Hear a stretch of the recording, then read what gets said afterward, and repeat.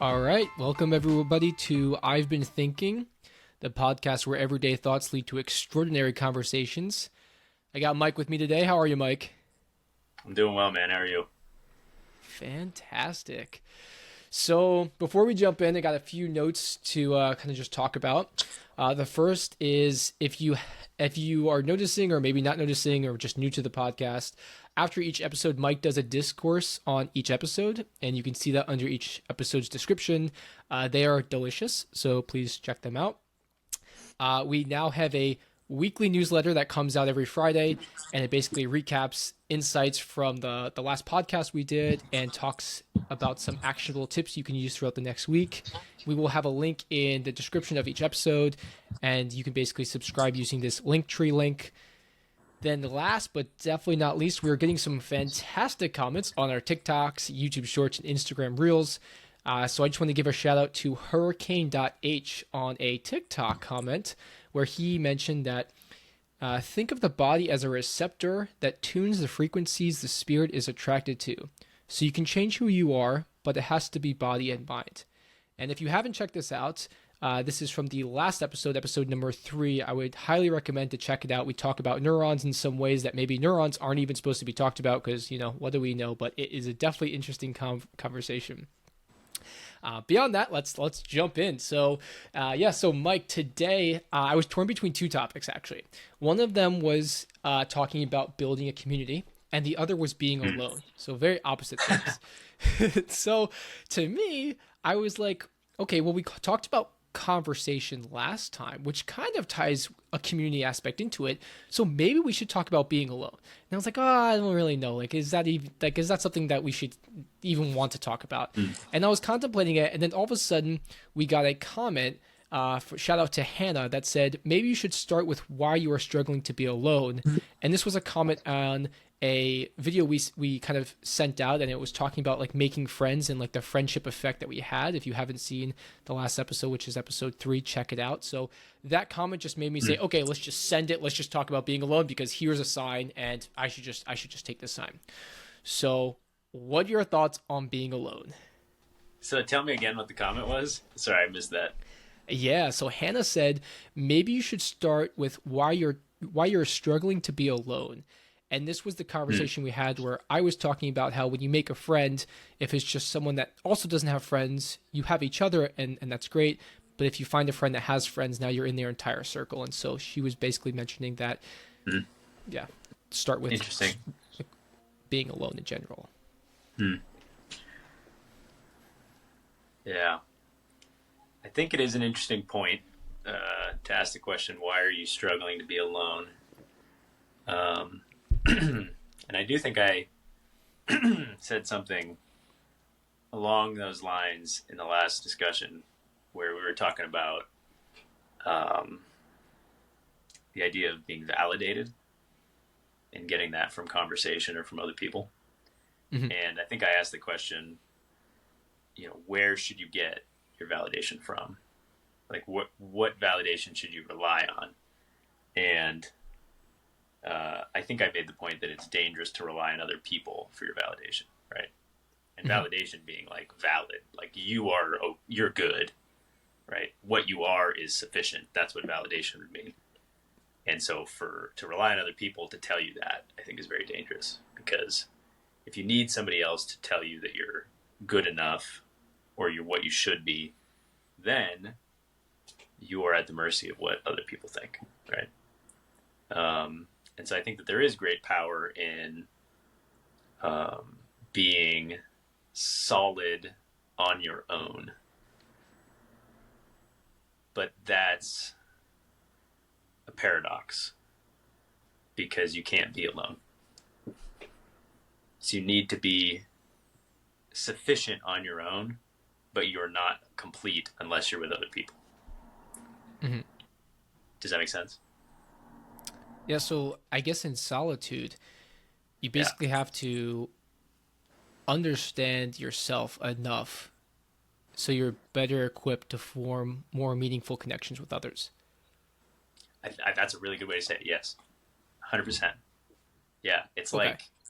like the solitude and the time alone, the time to understand yourself and understand what is my identity actually found in?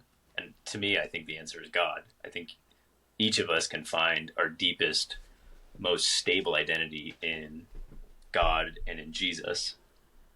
And that when you find that, then you're prepared as an individual to go enter into a community or a friendship or a marriage and say, because I'm grounded in what I am, now I can serve you well. And think about what that would be if you weren't grounded in your own identity. I think you get a lot of problems that, we all face in relationships. People talk about codependency, right? Like putting too much of your self-worth on somebody else in a relationship, or not being able to distinguish yourself from the other person in the relationship. But a healthy relationship of any kind being, I'm solid in who I am on my own, you're solid in who you are on your own, but as we come together, we make something that's better than the two of us. That is a better third thing, and that third thing is a relationship, and it might be a marriage. Two solid people, distinct individual people coming together, making one thing. So I think that is a really good discussion. How important it is to be solid and kind of complete on your own. But I don't know. Is that what you mean by being alone? Like, am I talking exactly what you're asking? I mean, I'm on the same page. There's not something in particular I wanted to cover with. I mean, it's not even a question. Just being alone in general. I think what you brought up is something I've thought about before the podcast, of especially in relationships, that codependency. You over time can discover your values, and I think that's a pretty big thing. I don't think you find values. I think you discover them, because you always have them. And so you might slowly change throughout your life, but you might stay to these core values, and it might seem like you're getting new values, but I don't know if I necessarily believe that. I think you're just uncovering more and more of yourself. And if you don't have, or don't focus on that through life, you won't focus on uncovering your values, but uncovering maybe someone else's values and then clinging onto them, like you mentioned. So I agree with that. And I think it's hard if two people, if we're speaking from a relationship perspective, don't have that time for self-discovery. And it's interesting because you hear a lot of people who start to date really young and have like these really like long relationships. And when you're young, it's sometimes hard because it's a very important part of your life, of when you're discovering who you are and the values that you kind of uphold to in the future. And so if you never get that time to process those, it can be sometimes super difficult. Yeah, I think that's definitely true. So I got a question off of that. I'm wondering how you distinguish between like being alone, because we're like almost putting this positive spin on it, like, hey, it's a really good thing, compared to feeling lonely, because that has a negative connotation to it. Yeah. So, this, Ryan, but I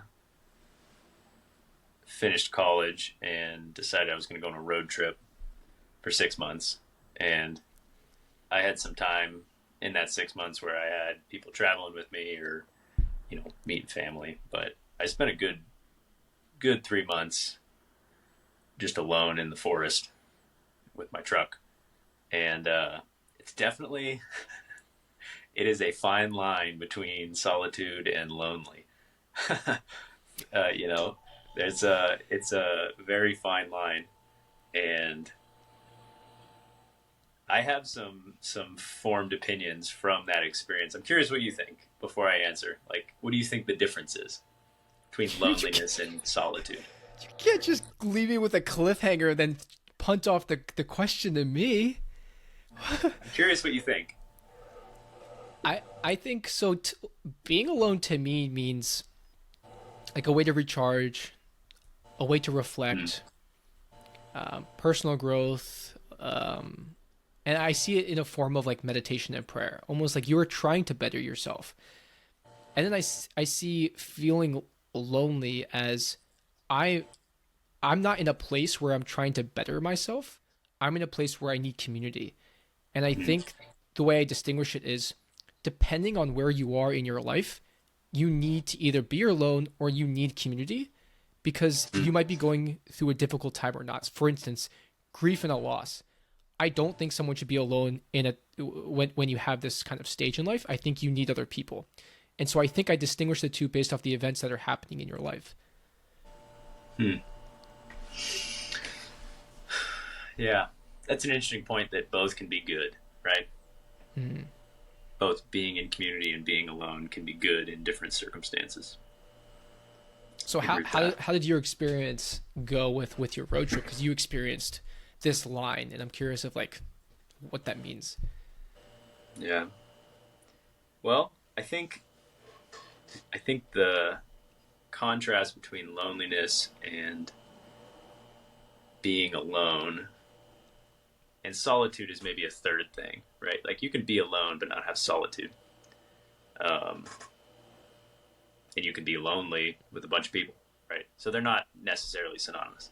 It's a good point. Um, for me, I like the months where I was out just in the desert alone or in the forest alone. Um, the solitude was in many ways revitalizing. Like there were a lot of things that I had been dealing with through college, relationships, my own beliefs, and personally at that time it was bitterness. I had just a lot of bitterness towards religious people and going to church and all of these things that I had been practicing. They had become things that I started to detest and was bitter with. And the solitude, and specifically solitude in nature, which is beautiful. I think that that time alone took a lot of that away from me. Um, it wasn't anything that I solved or fixed.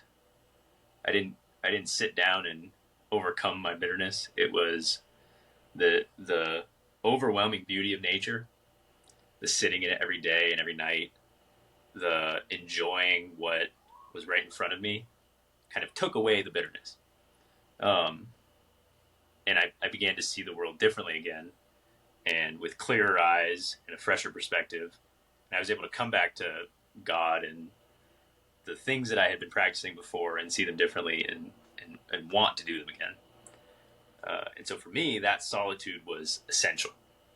Mm-hmm. And I don't know why, what really put me on track to go on that trip. It wasn't necessarily a conscious decision. Like I need solitude, right? I didn't quite do that. But regardless, the fact that I found the solitude and it changed my soul is true. And so I think that solitude can do that. If you allow yourself to step into true quiet, I think quiet is important. Not having like a lot of responsibilities, things to do, like being busy, kind of hurts solitude. But if you can find time to just be still, I think that that can be very rejuvenating. At least that's my experience.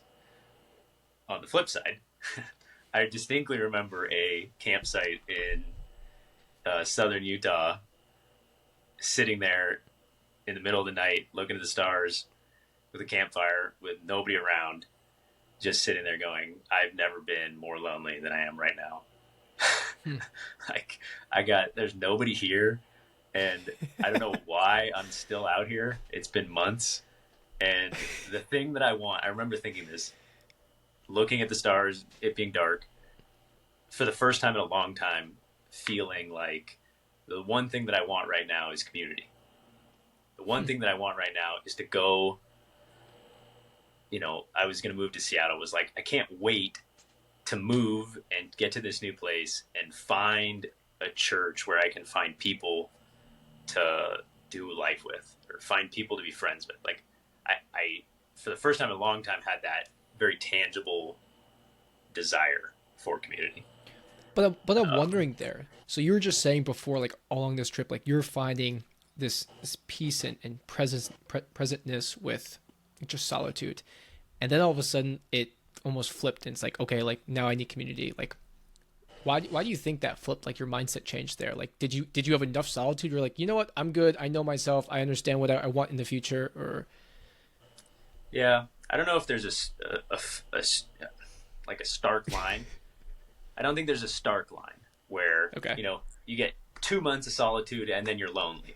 Like I don't think that's how it works. That's not how it was for me. I think it's all mixed into there together. But I do think that in terms of conceptualizing, like I think that there can be too much solitude, right? If you're so think about this, right?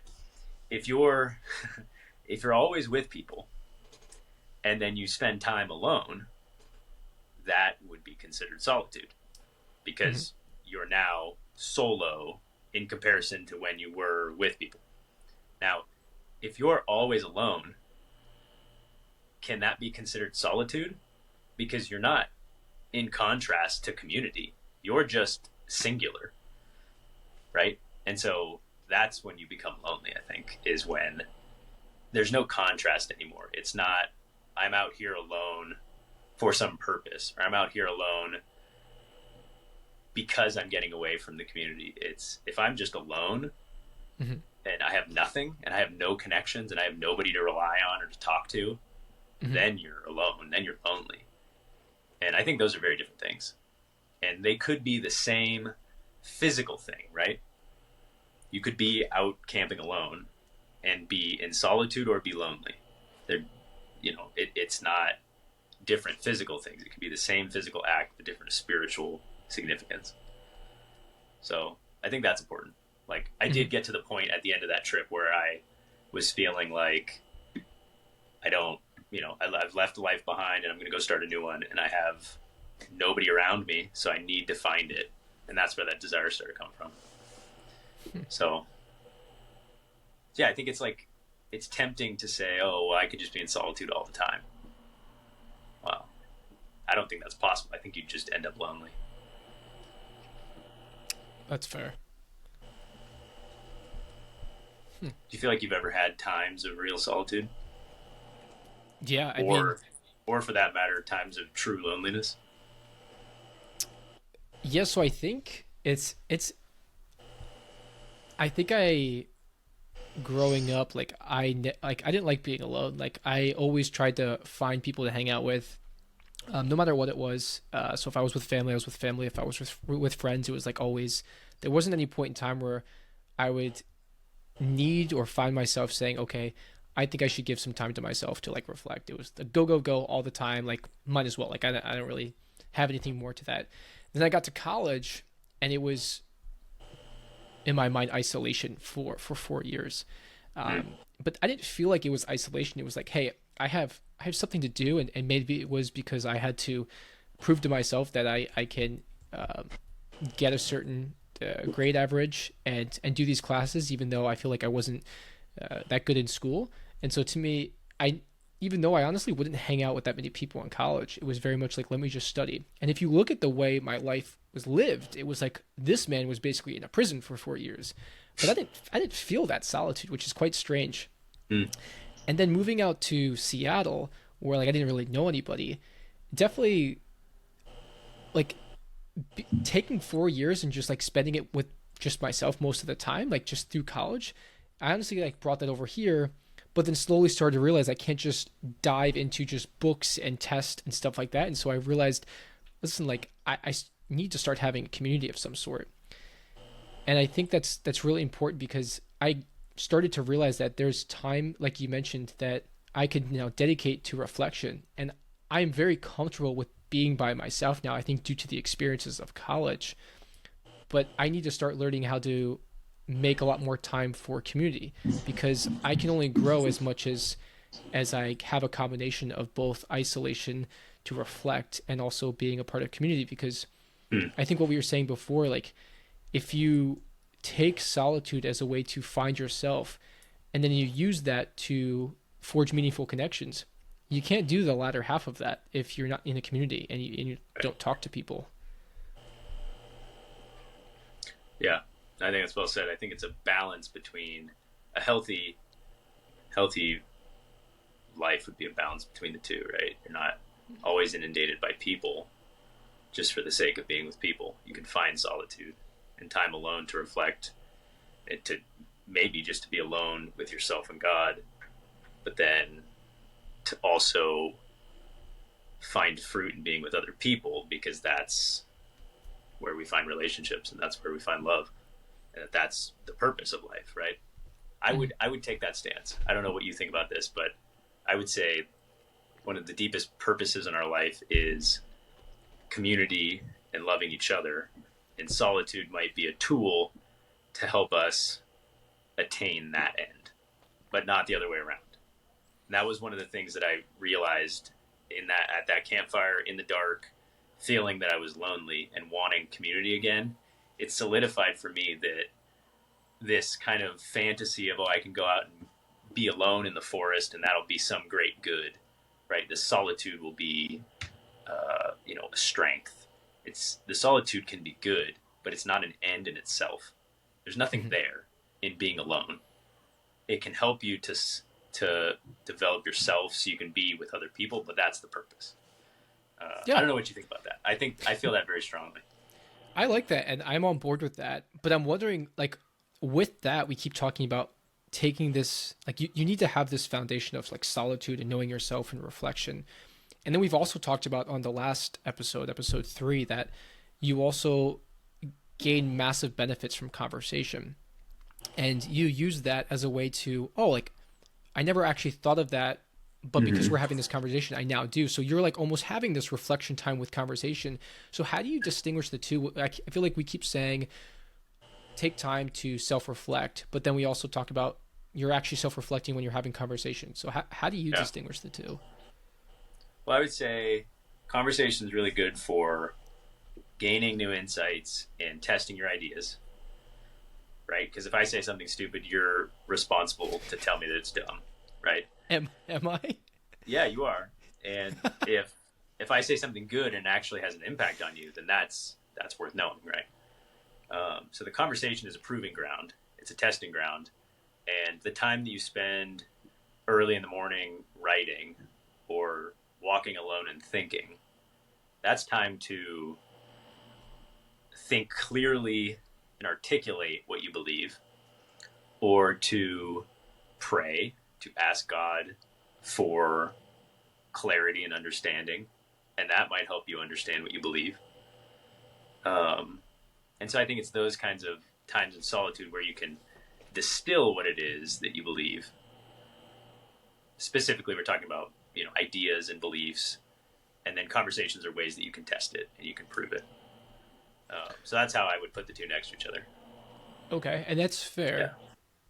But I guess for someone that's like really new to doing self reflection, like how does that start? At least for you, like what like you mentioned, either talking with God or writing in a journal. Like for me to wake up and be like, okay, I'm gonna give 30 minutes for self reflection. Mm. Like what does that even look like? Like how did you find that? And like when you found that, like how did you know? Like for instance, tomorrow morning I can wake up and say, okay, like I'm gonna write some stuff in a journal that says maybe why I'm grateful or stuff like that. So I'm wondering, like, how did you find your routines, and then how did you know they were working? Mm. How do you know they're working is an interesting question, because I don't know if you get to know that. Uh, you just have what you do. But I do unfrequently write in somewhat of a journal, just a place to write what I'm thinking about. Sometimes they're, what do I have to do today? Sometimes they're dreams about what I'm trying to do in the future. Sometimes they're questions that I'm asking to God. Sometimes they're just prayers. But I just type them out. And I found that I enjoy that as just a blank document that I can just start writing. Um, but that's just me. That's just what I've done. Um, I don't know. when I was camping, I would just go walk. I didn't write hardly anything on that trip. I would just go walk and I would talk out loud or I would think, and that worked. It's just what's different times of life that have had different things. Do you have a strict routine of what you do personally? Absolutely not. No. No. I think Yeah. the biggest thing that kind of has helped me recently is kind of what you mentioned is being able to like talk out loud. It sounds super weird. I remember walking outside the other day and I was just like just talking and be like, okay, like how do you want your day to be and stuff like that. And I realized when I talk out loud, sometimes I can catch more things. And I see someone walk past me and they looked at like this man needs to be locked up in some sense. Now, I like started to talk like a bit more quietly, but it does help. Like it helps quite a lot. Yeah. And then honestly, just trying to like be present has been super helpful for me. So whether that's, I mean, a lot of people talk about meditation. It's blown up over these past couple of years, but in my mind, the most important practice of meditation, and they talk about this, is like being present. But I Yeah. don't think it has to be anything crazy. Like if I'm going for a walk, and honestly, there's, I've talked out loud like a crazy person for some time, and all of a sudden I'm like, okay, like I don't really know what to do now, but I literally just try to listen to like my footsteps, or every time my Mm. foot hits the ground, just like feel how heavy you are on the ground. And I feel like that's helped me just kind of be present and be in the moment. So I think these Yeah. small things like tend to add up, and Mm. it's, I feel like there's a lot of creativity that comes from being alone, and so I recognize that too. And Mm. yeah, you probably agree and probably have experiences, and other people listening might have had other experiences, but I usually get my best ideas from when I'm not trying to think of how to solve something. It's like, hey, Yeah. I'm either in the shower or I'm cooking or something along those lines, and all of a sudden I'm Hmm. like, oh wow, like wait, that's something that I can kind of think about. Yeah. No, everything that you're saying, I think, is a great uh, counterbalance to some of what we talked about. That maybe solitude has many dimensions to it, right?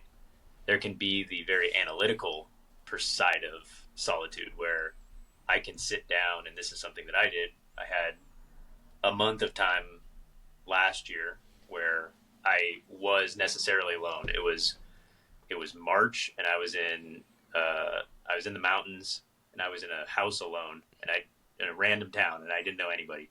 So I spent a month, right? And in that month, I started writing. I created a document that was everything that I believed, and I was trying to articulate like what exactly do I believe and write it down. And it was very analytical and it was very focused, and that was cool. That was really good for me. And I have that document, and I'm able to look at that uh, in times of solitude now and go back and read something that I had written and go, yeah, I do believe that, or that is an interesting idea. I'd forgotten about that, right? So solitude can be this very directed, analytical pursuit, but then it can also be walking around listening to your footsteps, right? Just listening to the wind, and that solitude of not even doing anything, just kind of being present, can be just as powerful, if not more powerful. Um, See, I think that's important that there's dimensions to it. There's multiple ways of being in solitude and things that can come out of it. And I think the same is true of community, right? You brought up discussion. Discussion is much more analytical, kind of philosophical if you do it right. What are our ideas doing? Are they butting up? Which one's better? But then there's also the community of, your friend is having a baby and you bring him a casserole. Or a bunch of people come over to your house and you just enjoy a meal together, right? Or somebody's in need and you help them, right? Those are all community. They're different dimensions of it, but I think it's important to say that, right? It's not all analytical. I think some of the best solitude I've had has been when I'm not trying to do anything. You know what I mean? Yeah, I like that. I was wondering because you've had this trip, you had like this like long duration of solitude where I feel like I've heard of this in the past where a lot of like these celebrities or something along those lines have some sort of like change in life. They go out to, I don't know, India for a month and have this like spiritual change. I'm wondering from your perspective, like, do you think there's a benefit to having this long duration of solitude to like maybe find your values if you feel a bit lost? Or you don't need that long duration, you just need like small doses of it. Hmm. Have you ever done something like that? Long No, solitude? I've always been interested in. I feel like it's a pretty big leap of faith to just like, because I Yeah. think to me like the only way that's going to be beneficial is if you are completely isolated, like no emails, no nothing along those lines. And like to me, it's like it's a big commitment. Not only like to take time away from work, but it's like you're taking a time away from your friends, your family, like everybody. But Yeah. to me, like it's either all or nothing, and so it's a big thing. Yeah. It's hard to do, right? Yeah. Yeah. You're kind of a wacko, Ryan, because you don't drink coffee or watch TV or do anything on social media. So it's kind of a moot point for you. But I would parallel it to uh, like if you're always on your phone, if you've ever tried to stop using your phone, the first week you're like uh, paranoid. You know, it's like you're Mm. trying to go get it and you're trying to use it. But after a while, you stop thinking about it, and then your mind and your body start just doing other things, right? Same thing with coffee, right? You have this physical response, and then after a while, your body kind of starts to create its own chemicals on its own, and you find out you don't actually need the coffee. And I think that there's definite power in enough of a duration alone where you can get past that first initial phase of I'm always with people and now I'm finally alone and I can be quiet and wow, this feels really good. Um, but then you let that simmer and you sit in that long enough, you do actually shift. Like your mindset changes, at least in my experience. So I think that there is real good value in it. I think for me, a month is a good amount of time. It's hard to find, but if you can do it, I do think it's different, yeah, than a weekend alone. Okay, you mentioned your mindset shifts. Like what do you mean by that? Um, well, I think perspective is one. Like to have a different perspective, or you can say like a different set of eyes to see the world.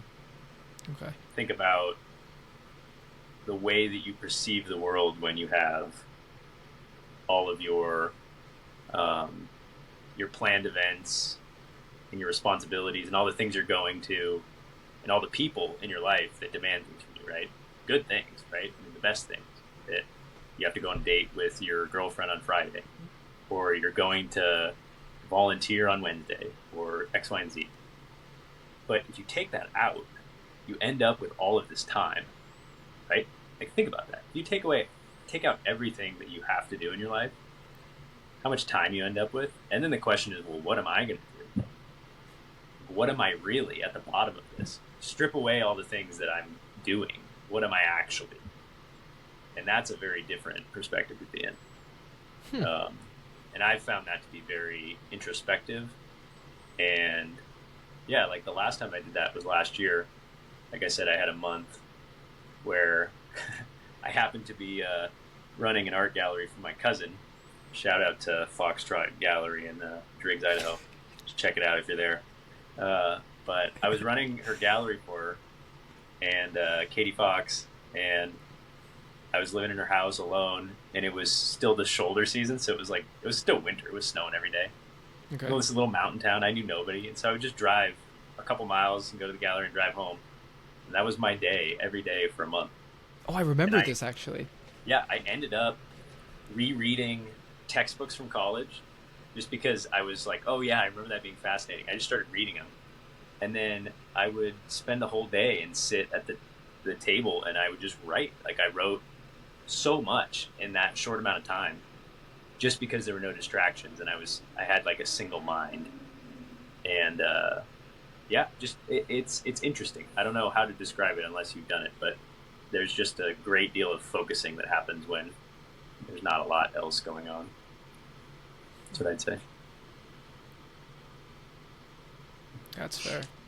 So I think it's useful, right? It's a tool, but I would like to stress that I don't think that that's an end. Like, do you know? Does it make sense what I'm saying when I say it's not an end? No, like, are you saying that it's like just a continual process? Like you have to be doing it over and over again. It's not Mm. like you have your month journey in the woods like a crazy person, Right. And then you come back and it's like, okay, like I don't have to self-reflect. It's like, no, you have to, Yeah. you don't have to do like these long stints if you don't want to, but you need to constantly be reflecting because you're constantly like taking new input in every day of your life. So I think that's true. There's no culmination, right? There's no being finished of growing, right? That would, if you could finish growing, then you'd be dead. Agreed, right? Like if you're not growing, Yeah, you're not moving, so you're dead. So I do agree that there's no culmination of the goodness you can get from solitude. But I also am saying, in addition to that, that I don't think solitude is a good thing in and of itself for its own sake. That's what I I think. see. Okay, Like the being alone in the forest or in the desert, I don't think is I don't think there's anything necessarily good in it to be desired on its own in a vacuum. I think it's good because of what it can do in comparison, and I think it's good in comparison to community. That's my main point. and that makes sense. The way I guess the way I'm picturing it in my head is the goal is you need to have some self-reflection in life, and it's extremely hard to do that with all the noise that's going through on a daily Mm. basis. And so being in solitude is a massive tool that allows you to get what you need to get. So like it's like you want self-reflection. It's almost impossible to have maybe with your daily life, and you go through this Mm-hmm. environment where it allows you to get there. Yeah, that's what I think. So then the question, I think the proper like purpose of things is community. My question to you is, what do you think what do you think? Why is community so good? Like, why is it? Maybe you disagree with me. Maybe it's not the main purpose of our life, but why are relationships so important? Like, in your perspective, what is it about relationships that's better than just being alone? Yeah, I think well you kind of just hit on one of the points right there. Like perspective is a massive thing for me. I mean, the reason why we start talking is because every time we talk, like there's something I take away that I definitely wouldn't have been able to do sitting in the desert, staring at the sky or something along those lines. I Yeah. think we talked about this in the last podcast, but conversation brings not necessarily like a new idea, but you can have two ideas that never attach to each other. And so that can form potentially a new idea that's actually maybe not even new in itself. But I think for community, like I think we're made to basically be with each other in some sense. Like we're made to try to interact and help each other. And so I think the biggest thing for me is when I'm going through life, a massive part is how how can I benefit someone in some way that doesn't have to give me a win in any scenario. So just loving other people in a way that is unconditional. And if you approach life from that part of okay, I want to be able to just help others, then you're forced to be in a community. You're forced to be around Mm. others because like you have no choice. So to me, like I get the most joy and the most satisfaction from those things, and that's why to me, like I think it's very hard for me to not have a community. But I think going back to we mentioned at the beginning of the podcast, like being alone, like we've mentioned like some really great things, Mm. but there's so many times where, in my opinion, it's not good to be alone. Like we talked about grief and loss, and Yeah. as a like the way that we go through life is so complicated and it's so hard to understand so many different emotions that we feel and like for I think a big thing is like when you're feeling some sort of grief or loss or something in that category, it's like I want to be alone. I just want to sit in my bed all day. I don't want to wake up.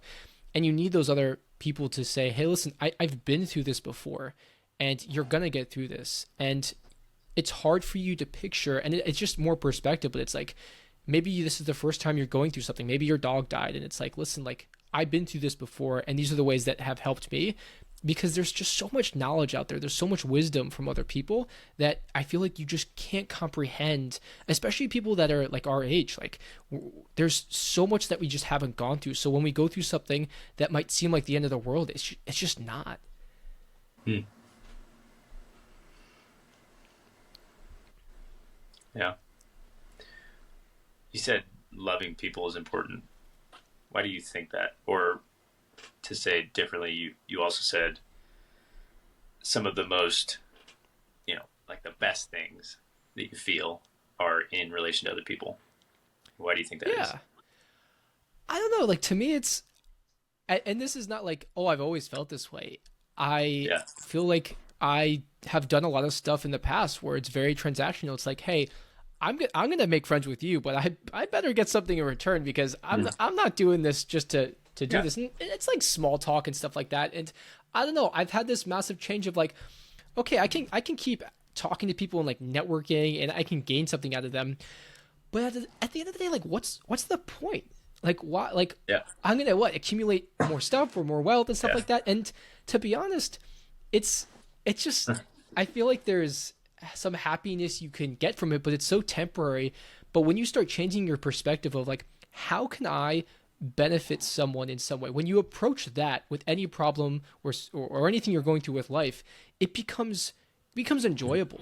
And I think a big reason why I started like this journey of okay, let me stop making relationships transactional is I feel like a lot of people our age are trying to find meaning and purpose. Like it's a massive Mm. thing. Do I quit my job? Do I go to a startup? Do I do my own startup? And to me, I was kind of in the same boat of like waking up and honestly just feeling like what am I doing? Like this like maybe I can start this app or this website or something along those lines. And then for some reason, like I mean, not for some reason, I just started studying and looking into stuff. And when I started waking up and saying, okay, who can I benefit today? That would immediately get me out of bed because it's like it's not about me anymore. And to me, Right. like that's energetic right there. Like you can I don't know. To me, I have in my opinion, a very good circumstances the way I was raised and everything along those lines. And so for me to say, okay, how can I create this app that can help people like maybe make more money? Like okay, like that can fossil some energy at the beginning, but it's maybe short term compared to how many people can I feed today that might be starving, and it's like it's just not about you at that point. Yeah, dude. Yeah. Well, and I think you find if you look even at a surface level of Christianity, that's the claim is that life's about love, right? Mm, That yeah, the purpose is love. That's the purpose. That is it. And you can get caught up in the love of money, but that would be misguided, right? Or you could be caught up in having all these things, but that might be missing the mark. And those things aren't bad, but if you miss the fact that it's all about love and about the person next to you, then you've missed what it's all about, right? And I think the most interesting point to me is that God, as described in the Bible, God is love. That's the definition. God's like central attribute is God is love. He's all knowing, he's all powerful, he's the creator of all things, but that's what it says, God is love. And so the question is kind of if God is love, then why is that not enough for us, right? Why do you need anything else? yeah, And that's kind of what you were saying to me, right? Just that you can chase after all these things, you can do all these things, you can do all this work, but if it's not coming back to loving people and loving God, then what's the point? It's shallow, it's hollow, it's empty. yeah. I think there's I mean, a large part of it is like trying to like chase wealth.